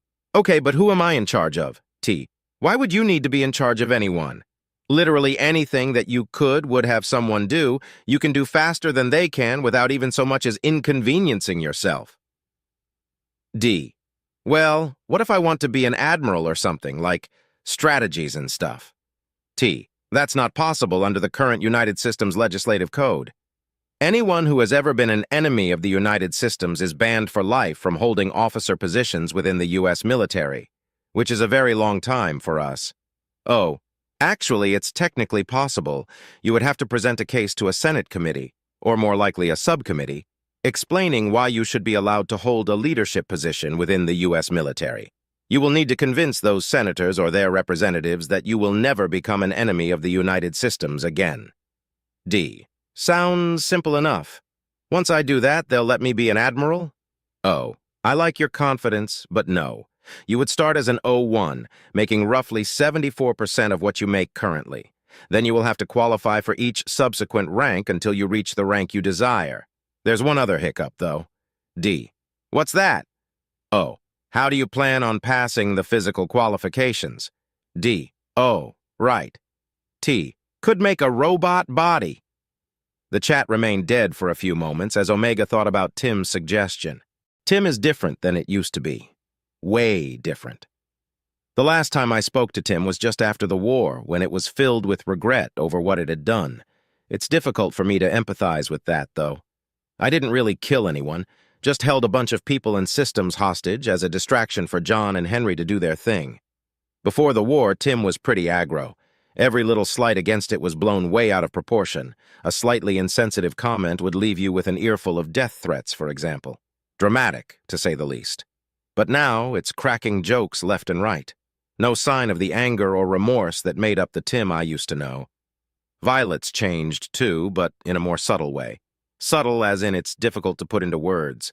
Kinda like it's found a place in the universe and is happy about it.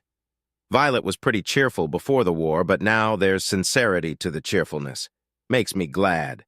John, on the other hand, has only changed its loyalties. Still the gung-ho super soldier wannabe that it was all those decades ago. Only difference is that now it's a super soldier wannabe for the organics. I guess I've changed too. Made pals with a bunch of people and learned a bunch of new ways to express myself. Usually in the form of talking shit. I guess the only one of us that hasn't changed is Omega. Still cringe after all this time. D. So the Strandhog is the new ship, right? The one with the fancy new reactor and everything? T. Actually, the Thanatos and the Kali just had their reactors replaced too. But yeah, the Strandhog is the new extragalactic scouting vessel. D. Why are they moving so many soldiers to it? T. Marines. If you call them soldiers, they'll complain about it. I suppressed the annoyance I felt. Tim knew what I meant, but was being purposefully obtuse. Probably to annoy me, which means mission accomplished, I guess. D. Why are they moving so many Marines to it? If it's a scout vessel, what good are the Marines going to be? T. I don't know. Omega isn't as generous with information as the Directorate has been. D. Right. Kinda makes you wonder which of them is the actual Shadow Council. T. Not really. Omega is definitely the cloak and the dagger of the United Systems. It loves that spycraft stuff. In my opinion, the Directorate are just some innocent officers and politicians that Omega has roped into its web of intrigue. Oh, I can read this. T. I know. I watched as the last few messages disappeared from the chat. Omega didn't even use any hacks or anything, which means it has sysadmin privileges. I wondered what rank Omega is, then stopped and wondered what rank I am. Nobody bothered to explain to me how it worked. D. Hey, Tim, I've got a dumb question. T. And I've got a dumb answer. D. Hilarious. Anyway, what rank am I? T. AI don't get rank. You get paid based on tenure. D. Okay, but who am I in charge of? T. Why would you need to be in charge of anyone? Literally anything that you would have someone do, you can do faster than they can without even so much as inconveniencing yourself. D. Well, what if I want to be an admiral or something, like strategies and stuff? T. That's not possible under the current United Systems legislative code. Anyone who has ever been an enemy of the United Systems is banned for life from holding officer positions within the U.S. military, which is a very long time for us. Oh, actually, it's technically possible. You would have to present a case to a Senate committee, or more likely a subcommittee, explaining why you should be allowed to hold a leadership position within the U.S. military. You will need to convince those senators or their representatives that you will never become an enemy of the United Systems again. D. Sounds simple enough. Once I do that, they'll let me be an admiral? Oh, I like your confidence, but no. You would start as an O1, making roughly 74% of what you make currently. Then you will have to qualify for each subsequent rank until you reach the rank you desire. There's one other hiccup, though. D. What's that? O. How do you plan on passing the physical qualifications? D. Oh, right. T. Could make a robot body. The chat remained dead for a few moments as Omega thought about Tim's suggestion. In a game, if you lose, it's okay because nothing bad actually happens. Sure, losing sucks, but there's always next time. If we lose here, there is no next time. Not for me, not for the other AI, not for any of the hundreds of organics aboard these ships, and probably not for anyone in the Milky Way. Fuck, no pressure, right? Chapter 8. Subject, Staff Sergeant Power Species, Human Species. Description, mammalian humanoid, no tail, 6'2" 1.87 m, AVG height, 185 pounds, 84 kilograms AVG weight, 170-year life expectancy, ship, NA location classified. But they just fucking moved us, Simmons complained. It's not a big deal, Johnson said. It's just a layover type of thing. Probably just to sort everyone out. Or maybe it's a security thing. I don't really get why they would add that many layers of security, Hansen added. Right? It's not like the OU are spying on us, Smith laughed. Otherwise, they'd already be here and we wouldn't have to go looking for them. Hansen and Smith had arrived to the room shortly after Simmons and I did. Johnson had joined us about 30 minutes later. My assumption that they had been on different shuttles had turned out to be spot on. The Omni Union is not our only enemy, Omega said condescendingly. The USSS Strandhog is constructed with state-of-the-art stealth and reconnaissance technology. The more people know of its existence, the more likely our enemies are to find out what it can do and figure out countermeasures. After Johnson arrived, we waited for someone to show up with a dossier for us, as instructed. Instead, after an hour, Omega showed up in the middle of the room, claiming to be our handler. Apparently, it never relieved itself of duty and was still technically in charge of us. The first thing it did was inform us that we shouldn't be getting comfortable, as we would be transferring to the USSS Strandhog. This caused a bit of friction within our little group. Some Marines love to travel, some don't. Simmons and Hansen obviously don't. If it's as good at recon as you make it out to be, what possible countermeasures would they be able to come up with? Hansen asked stubbornly. People have been asking that very same question since the dawn of warfare, I said. Turns out it's not a question that you really want the answer to. A sullen silence fell over the room as my senior non-commissioned officer brand of bullshit wisdom took effect. The trick to it is to be just cagey enough with your answer to get them thinking about it. Younger Marines sometimes have trouble talking and thinking simultaneously. Go on, Omega, I nodded to the Grim Reaper avatar. Once you are aboard the USS Strandhog, you will be on action-ready standby. You'll be sleeping in shifts, and I'll let you figure those out, Staff Sergeant. Omega nodded back to me. We do not know what to expect, so it is entirely possible that you will see no action at all. The room grew tense. I don't count myself as a superstitious type, but I definitely believe in jinxes. In my experience, when a commander says that a mission probably won't have any action, it practically guarantees that there will be. Maybe it won't count because Omega is an AI, or maybe it'll count double.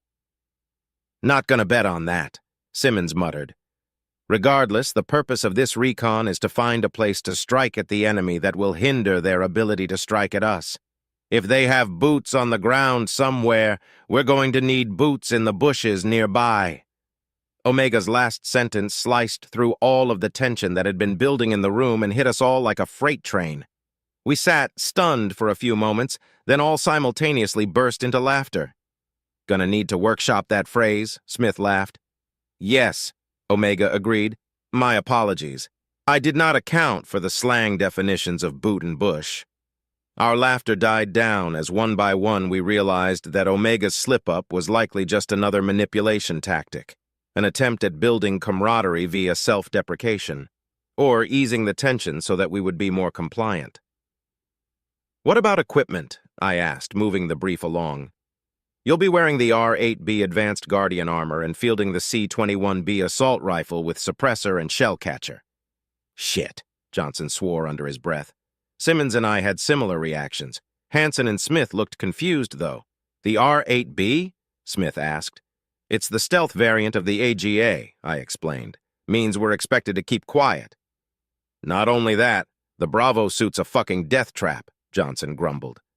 Hundreds of pounds of moving metal is hard as hell to make silent, so they skimped on the armor and power pack, which means you get a weak shield and nothing that'll stop a bullet or laser underneath it. The boots also have stealth soles which make the maglocks malfunction, so they're goddamned useless in zero-G, and we happen to be in fucking space. I can tell it's been a while since any of you have worn the R-8B, Omega chuckled. There have been improvements. We got a group of Marines who need guidance getting to the USSS Liberty. Think you can help them? The Liberty's aboard the Kali, Dave chuckled. How'd they end up on this shuttle? Everyone turned to look at the odd ones out. I thought all the hangars were connected, the corporal said. Well, they are, but not by walkway. Don't worry, I'll get you where you need to go. Just follow the lights once you get off. Yes, sir. The rest of our journey was uneventful, and once the shuttle stopped, everyone got off. Most of us watched the corporal and his two lances follow Dave's guide lights before we continued toward our respective destinations. A bit of a walk later, we finally arrived in Hangar 3. Whoa, Smith said, looking up. The rest of us followed his gaze and began to stare in wonderment. Most spaceships will have that effect due to their tremendous size, but the USSS Strandhog was something else entirely. It was the darkest shade of black I'd ever seen, with sharp geometric shapes that kind of looked like dragon scales covering it. There was a cartoon that I loved as a kid where robots would turn into spaceships. The designer of the Strandhog must have loved that cartoon too, because they ended up designing a ship that mixed the ships in the cartoon with the stealth fighter jets that you see on the ancient Earth history documentaries. I couldn't help but let out a low whistle in appreciation. Well, that's our ride, I said. Let's get aboard. I'll believe it when I see it, Simmons said. You know what I've already seen, though? Good men die because of that shit suit. That's enough, I intervened. Tell us about these improvements. Gladly. First, the mag locks in the boots have been integrated into the soles to counteract the effect of the sole's stealth materials. Second, the power pack has been modernized, which has allowed for the installation of a shield system comparable to the R-8A. So, we'll have shields. What about armor? Vital areas have been reinforced, but non-vital extremities have been downgraded as a result. Ah, so we'll be able to keep our lives at the cost of our limbs. How generous, Johnson said sarcastically, then turned to me. No offense, Staff Sergeant. My eyes fell upon my mechanical limbs. My wife had been a little upset that I put off the surgery to replace them with cloned ones. However, the surgery has a downtime of at least a month, assuming everything goes well. My current arm and leg work well enough for me to stay with my team until this conflict is resolved. I'll get the surgery when I get back. None taken, I replied. So, stealth gear and weapons. It's prudent, at least. Indeed, Omega said. Bad news is that you're going to have to be suited up the entire trip unless you're on downtime. Why are we taking shifts in squad? Why not just have one squad switch with another? Simmons asked. We need to be ready for full deployment at a moment's notice, and we'd rather have only half of a squad be tired if that happens at an inopportune time. Adrenaline can wake people up pretty damn quick. Then what's the issue? Omega's skull seemed to grin. So we're going to transfer over to the Strandhog, get geared up, and start patrolling the ship? I asked. Yes. Who's commanding it? Captain Harold Schmidt. Never heard of him. Good, Omega chuckled. His service record is quite classified. He's a good captain, though. We were originally going to have him give a speech welcoming you aboard, but apparently it's bad luck for a ship captain to give speeches to Marines. It is? Hansen asked. I haven't heard that one. Neither have I, but come to think of it, I also haven't heard a speech from a ship's captain before, Smith laughed. I've never heard a speech from a ship's captain either, but I heard one from an admiral, I said, rubbing my mechanical arm. Maybe there's something to it. When are we moving? Now. The Strandhog just finished docking, Omega replied. Grab your stuff and make your way to Hangar Bay 3. Don't even get a nap, Simmons muttered incredulously. When do we ever get naps? Johnson asked. That's what I'm saying. The recruiter lied to me. I stood and grabbed my bag, and everyone else followed suit. We made our way out of the room and down the hallway, following the signs. There were plenty of other Marines who were also trying to find their way to various locations. Eventually, we found a shuttle bus and boarded it. It was packed with MARSOC Marines, except for 3 fleet regulars who stood out like a sore thumb, 2 lance corporals accompanying a corporal. I shared a knowing glance with the other NCOs aboard the bus and sighed. The hell are you boys up to? I asked the trio. Staffs aren't, the corporal said. We're supposed to be heading to the hangar. The USSS Liberty is where we're assigned. The sudden mention of the ship I was assigned to when I lost my arm and leg stunned me for a moment. Oh, damn it! A lieutenant chimed in. Boys, you need to be heading to Hangar 1 where they're launching the shuttles from. You're going to be going to the USSS Kali, then from there you're going to want to figure out which hangar the Liberty is in. Does this shuttle? No, you need to be on a different shuttle. Of course, you're going to have to wait until we've stopped first. Hey, Tim? Simmons asked the air. You there? Hello, Corporal Simmons of the United Systems Marine Corps, a voice said over the shuttle's intercom. Tim is busy at the moment. I'm Dave. How can I help? Chapter 9. Subject, Captain Schmidt. Species, human species description. Mammalian humanoid, no tail.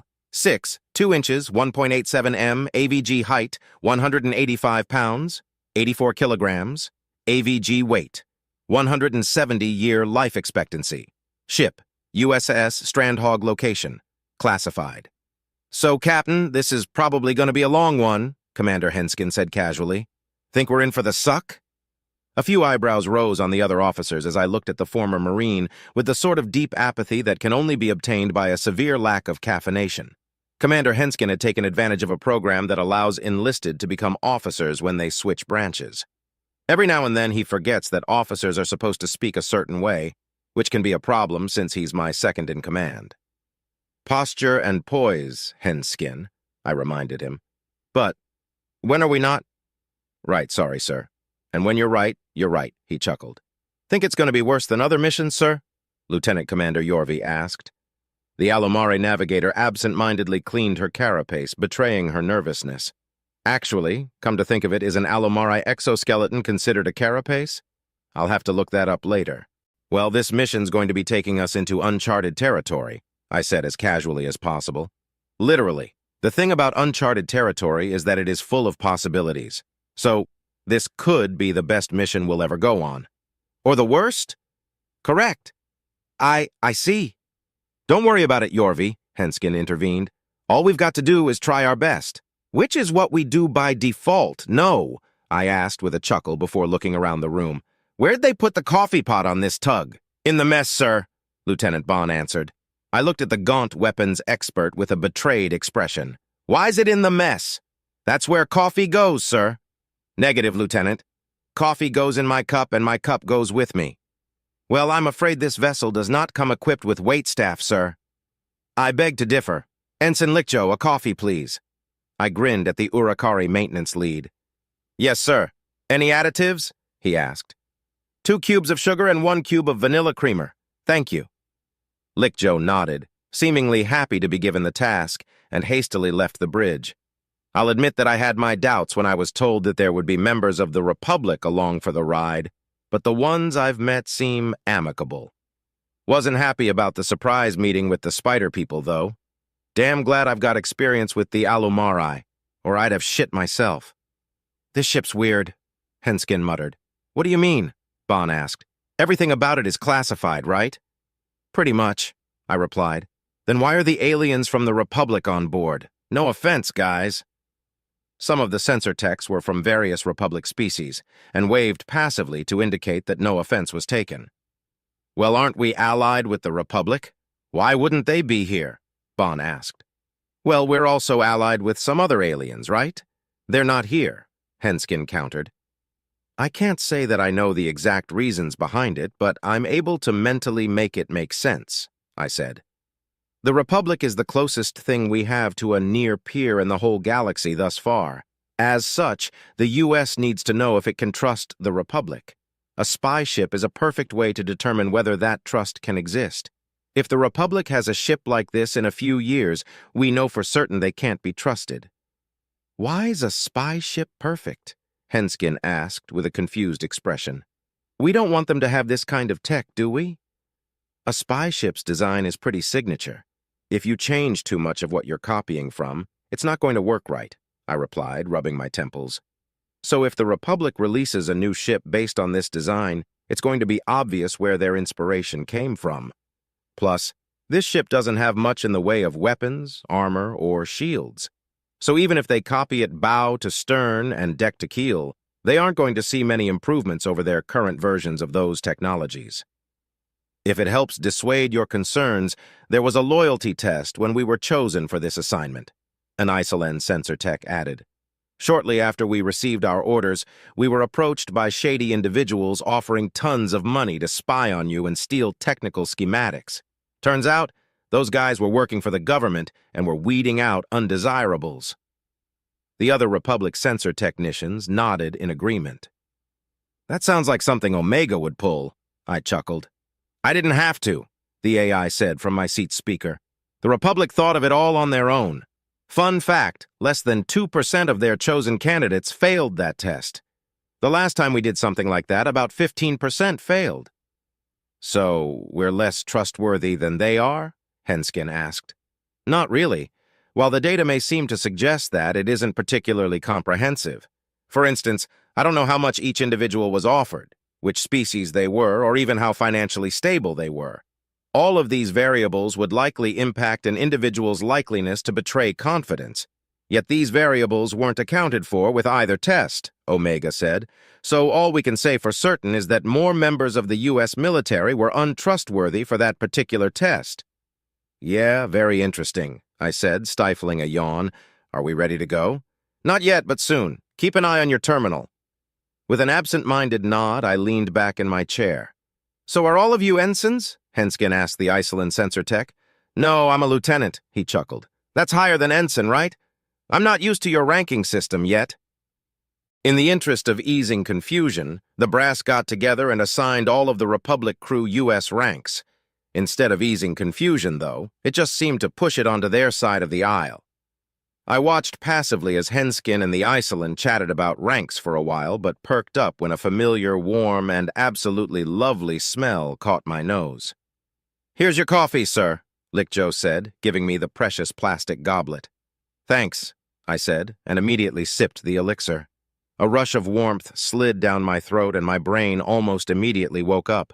I nodded at Lickjo, who returned to his station. After another few gulps of coffee, I felt reinvigorated. To say I'm addicted to caffeine is an understatement. If it weren't for my need to sleep, I would be caffeinated at all hours. I find it hard to think without it. Of course, this addiction wasn't a new thing. It's been carefully cultivated over a long and arduous career as a scout. I've had to replace many nights of sleep with coffee to get my job done. You know, sir, they've got energy drinks that you can stow in your chair fridge, Henskin pointed out. Not as good as coffee. I shook my head dismissively. If I drank energy drinks, I'd overdo it. Being over-caffeinated is just as bad as being under-caffeinated, maybe even worse. The trick is to find a perfect balance and maintain it. Plus, I like my drinks warm, and energy drinks taste disgusting when they're not cold. Well, they aren't going to let you bring the coffee pot in here. Don't need them to let me, I'm a stealth specialist, I grinned. My antics were rewarded with a few chuckles from the bridge crew. So have you all served together before? Ensign Lickjoe asked. Yes, I replied. Henskin's been my second-in-command for a couple years now, and Yorvi joined us about, 6 months ago? 8 months, sir, Yorvi corrected me. I'm the new one, Bon added. I'd barely got my stuff aboard the USSS Defiant before they reassigned us, and unlike our last ship, this one has barely any weaponry. I suspect I'm going to be scratching my haunches for most of the mission. You would be anyway, Henskin laughed. The whole point of a scout is to avoid contact with the enemy while observing them. On most ships, your job is integral, but on scout ships, you're a just-in-case measure. Yeah, the Gaunt sighed. Most U.S. ships that I've seen can take one hell of a beating and dish it out, too. But you said this one has less shields and such, the Iceland sensor tech from earlier asked. Yes, I answered. You'll find that the United Systems has an all-in mentality when it comes to our ships. As such, since this ship is for scouting, it isn't equipped for a fight. It was designed with keeping a low profile in mind, and so it has the bare minimum when it comes to armor, shields, and weapons, just enough to give us time to run if we're spotted. Needless to say, we'll be trying to avoid any action, Henskin said. My terminal beeped with a notification, and everyone turned to look at me as I opened it. Launch orders. I forwarded the destination to Lieutenant Commander Yorvi. All right, looks like it's time to go. Prepare the FTLD and the buoys. When you're ready, I nodded at the Alumari. Yes, sir, she said. Fleet comm synchronized. Jumping in 3, 2, 1. Chapter 10 subject. Captain Schmidt. Species. Human species description. Mammalian humanoid, no tail. 6 and 2 inches, 1.87 m, AVG height. 185 pounds, 84 kilograms. AVG weight. 170-year life expectancy. Ship. USSS Strandhog location. Classified. Final comms buoy placed, sir, the Iceland sensor tech said. It's coming online now. Good work, Goffson, Henskin said. Sir? Henskin and I made eye contact, and the briefest of smiles played across his features. My frown only served to deepen his smile. We had made a bet to see who could figure out the Iceland's name first, without looking it up or asking directly. The bet was a foolish one for me. Henskin is not only more sociable than I am, but also of a rank that requires frequent interaction with the rest of the crew. Now, the coffee pot would have to stay in the mess for 3 whole days. I glanced at the elixir-producing device that was currently mag-locked to the floor next to my seat. Yes, excellent work, I said with a carefully neutral tone. Once connection is established, perform the standard security checks and let Overwatch know that we've made it with no issues. Henskin stared at me. I glared back and took a sip of my coffee. The cogs in his head were turning, trying to find a way to bring up the bet, to take away the thing dearest to me. Sir? He began hesitantly. Fine, you can fucking take it, I growled. But so help me, if I find that you cheated somehow, the combined forces of all the gods of every species to ever exist won't be able to save you from my wrath. Henskin stood and walked over to my seat with exaggerated formality. He stood next to the coffee pot, snapped to attention, saluted, then bent over and disengaged the mag lock. He lifted the contraption with a grin on his face. Posture and poise, sir, he said. I feigned a lunge and he jumped back, laughing. He jogged to safety and left the bridge with the coffee pot. As the doors closed, I let out a deep sigh. So what are we seeing? I asked the sensor technicians. No activity anywhere nearby, even relatively speaking, Lieutenant Goffson reported as a grid appeared on my terminal. The grid was a 2D representation of our tactical coordination system as viewed from the positive Z-axis. Very useful for mapping, less useful in a fight where you need to know the relative position of your enemy. I prefer to use the TAC map, but the techs were having trouble learning how. Each of the tiny squares on the 1,000 by 1,000 grid represents 1 light year. The nearest marker was at least 150 light years away. I wouldn't exactly call that far away, but relativity is relative, I suppose. The Republic isn't as advanced as the United Systems, so even little things like distance have different expectations attached to them. So Goffson's probably right, by Republic standards. Something about the map struck me as strange, though, but I couldn't quite put my finger on it. "Are we still in deep space?" Yorvi asked. "I'm not seeing any nearby stars." "There it is. This map represents an area of 1 million light-years squared. The odds of not seeing a single star system feel like they should be low." "Omega, what are we looking at?" I asked. "Where are the stars?" "I don't know," the AI replied. "Even if we were between galaxies, it isn't typical to run across an area of space this large without any celestial bodies in it. But that's based on the portion of the universe we've observed thus far. It's possible that things are simply more spread out here." "Dead space," Bond muttered and shuddered. "Regardless, we need to get an idea of what the Omni-Union is up to out here. Inform the carriers of our intentions, and let's go peeping." "Aye, aye, sir." A bustle of activity spread throughout the crew as I chose a section of the map with what appeared to be the least amount of enemy activity. It's best to ease into things, especially since we have a lot of new faces. Better to run from 1,000 than 1,000,000 if someone makes a mistake. It would have to be one hell of a mistake, though. The designer of this ship definitely knew what makes a ship visible, and did everything they could to make the Strandhog the opposite. They'd even painted the hull black, which is hilarious. As I was ruminating over the comedic nature of how overdone our stealth was, Henskin re-entered the bridge and marched up to my chair. I regarded him coldly, as he had just made my life that much more difficult by halting my easy access to coffee. With a grin, he snapped to attention and saluted. "Sir, the coffee pot is stowed away in its proper location," he said. I let him stand there with his hand on his forehead for a few seconds before half-heartedly returning his salute. "Very good, Henskin. Return to your duties," I growled. "You know, you could just file Form 210.68-56G and have the coffee pot officially transferred to the bridge," Omega said, just loud enough for the two of us to hear. Henskin and I stared at each other, and our expressions swapped. His devilish grin dropped into an angry grimace, and my angry grimace rose into a devilish grin. "The bet, sir," he said in a carefully measured tone. "The bet, Commander Henskin, was that the coffee pot would, and I quote, return to its rightful place. If I file this form, its rightful place will become the bridge." Damn my inherent eloquence. Indeed. "But, sir, we both know that such an action would not be in the spirit of the wager.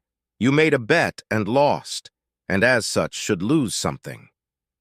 "Ah, but one of the core concepts of betting is outwitting one's opponent.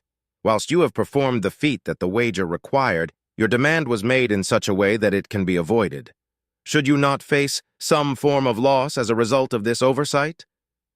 "Good to enter warp, sir," a slightly confused Lieutenant Commander Yorvi said. "Go on," I replied with a nod.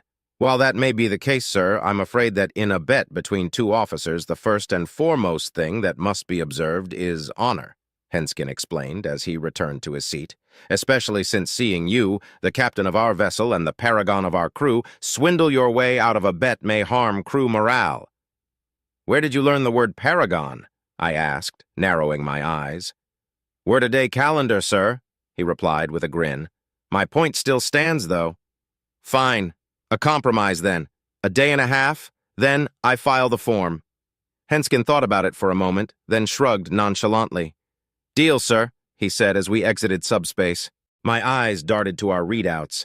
The burst of radiation from our FTL jump was properly absorbed and distributed by our hull. It shouldn't be a matter of concern because we're also outside of the projected sensor range of the OU, but one can never be too careful. Invisibility is our only advantage over the enemy, and to give it up is to invite disaster. "All right, what have we got?" I asked once the sensors came online. "Not all that much traffic, sir," Goffson reported. "Looks like the bulk of our readings are space stations." "Roger that. Let's watch for a bit and figure out what they're up to. Ensign Lickjoe." I shook my empty mug. "If you would be so kind." "Aye, aye, sir," the ensign chuckled. "My thanks to the commander for returning my role as the supreme fetcher of caffeinated beverages. My role as head of maintenance can feel so unfulfilling at times. The supreme fetcher of caffeinated beverages is likely the most vital role on the vessel. I nodded solemnly as Henskin rubbed his temples. And you do excellent work. Thank you, sir, Lickjo saluted, playing into the bit. I will return post-haste with a mug of glorious coffee. Am I going to have to listen to this exchange every time you need a drink, Captain? Henskin asked. Guess you should be careful what you wish for, Commander, I grinned. Henskin muttered angrily about monkey paws while I watched the display. Large ships that were obviously built for cargo were attaching and detaching themselves from the OU stations. The only other ships in the area were auto-flagged as close matches to the OU military vessels we'd previously encountered. Manufacturing, I said absent-mindedly, with some guards. Looks like it, sir, Goffson replied. If we get a bit closer, we should be able to tell what they're making. Risk of exposure?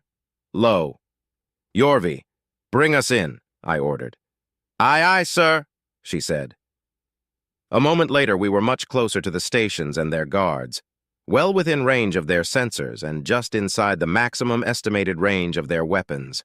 I took a deep, soothing breath and reminded myself that they might as well be blind. Before I could ask, several images popped up on my terminal.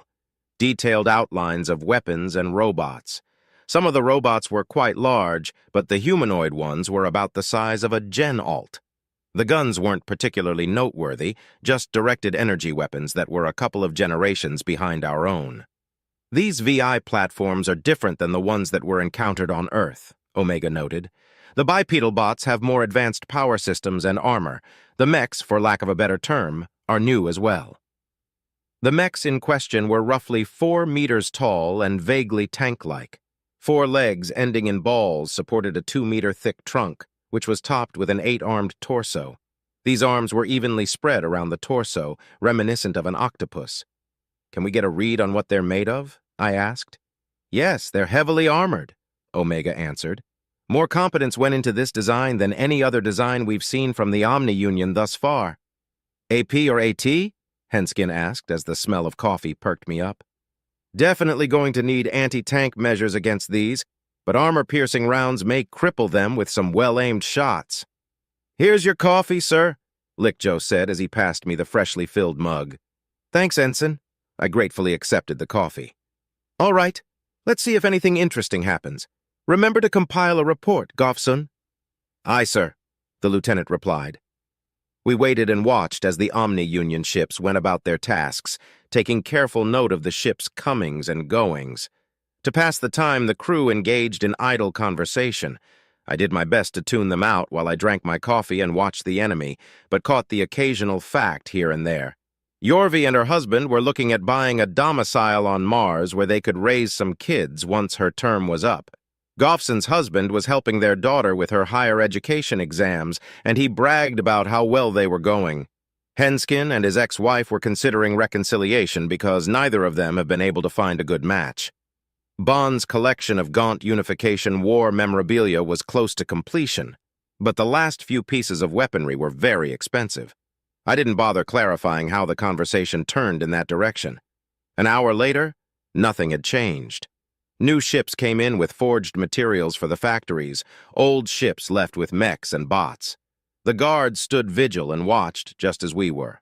All right, time to move on, I said. Get that report sent and get us to the next cluster of enemy activity. All ready? Henskin asked. Thought we'd be here for another 7, sir. Negative, I shook my head. We're on a crunch. Need to know as much as possible as quick as possible. Let's move, people. Aye, sir. As the Strandhog began turning, Goffson's report popped up on my terminal. I scrolled through it, confirmed that there were no errors, and sent it off. A moment later, we were back in subspace. The crew was getting more comfortable with each other, and while we were in subspace, they started chatting again. It's always interesting to watch the social dynamics of those who are forced into close proximity with each other under the banner of a common purpose. I finished my coffee and put the mug in the sterilizer as we left warp. Anything fun? I asked. Looks like a similar setup as before. Bunch of stations, but more ships than last time, Goffson replied. Exponentially more. Not getting power readings from a good portion of these ships, one of the other sensor techs reported. Well, looks like we found a ship manufacturing depot, I said. Let's get settled in. The brass wants extensive documentation on this one. Really? Why? Bond asked. Trying to guess what the brass is thinking will have your head spinning in no time, Henskin laughed. If we know how the ships are built, we know how best to take them apart, I said, ignoring Henskin.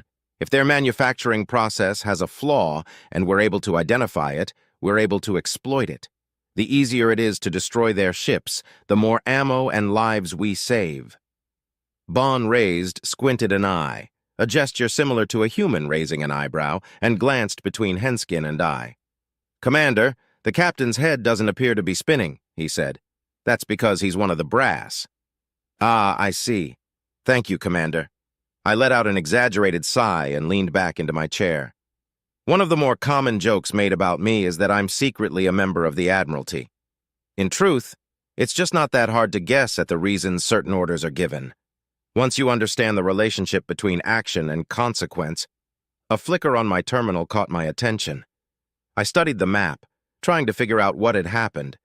Everything looked normal, except for a marker in the upper right corner. What it was showing was so ridiculous that I couldn't even process it for a few moments. Sir, we have an, anomaly, Goffson reported. A glitch? I asked. No, sir. That's what we suspected it was, so we reset the sensors. It's still there, so... Goffson trailed off, then shrugged. How many resets did you do? 4, sir. I stared at him, then looked back to the map. We were still too far away for a detailed scan, but this was definitely going to need to be our next stop. The markers were accurate with a margin of error of plus or minus a quarter of a light year. It's entirely possible that this is a glitch due to the position of the enemy, except that at least one of the resets should have resulted in the marker separating or moving. On rare occasion, the same error could happen twice in a row. 3 times in a row was damn near unheard of. 4 times? Impossible. What is it, sir? Henskin asked. Instead of explaining, I twisted my terminal in his direction. I don't... Oh, what the fuck? Posture and poise, Henskin, I said. I turned the terminal back to its original position and stared at the marker that was taking up 2 squares on the map. If you enjoy captivating stories like this one, don't forget to hit like, subscribe, and turn on notifications so you won't miss any future episodes on HM's SciFi Stories.